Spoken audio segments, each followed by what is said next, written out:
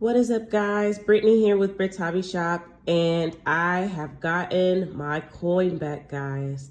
So if you don't know, I submitted a coin to Annex at the beginning of the year.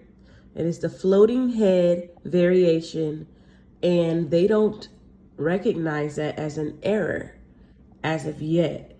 So I broke open, the slab, and I had it resubmitted to ICG, who does recognize that error variation. So I want to show you guys what I got.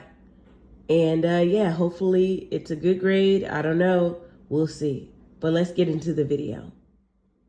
Looks like they taped the entire thing. All right, so I got the box open. Now we need to open this little envelope. Okay, guys, so the moment of truth, it was wrapped up in that.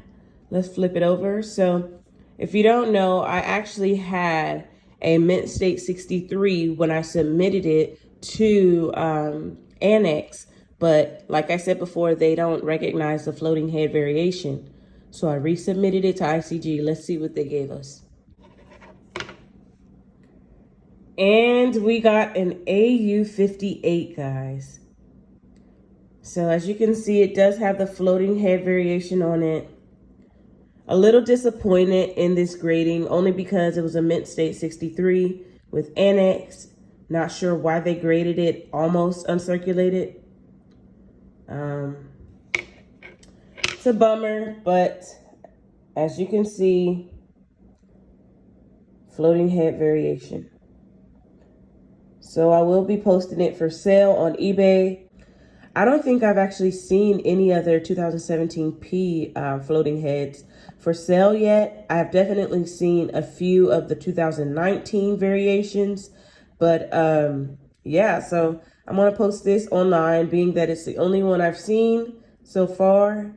I guess I can set it to whatever price, but all in all, I'm just glad to have it in a coin slab with that actual variation on there.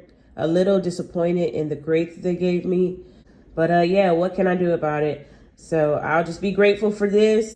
But yeah, guys, hope you enjoyed this video. Don't forget to like, comment, and subscribe.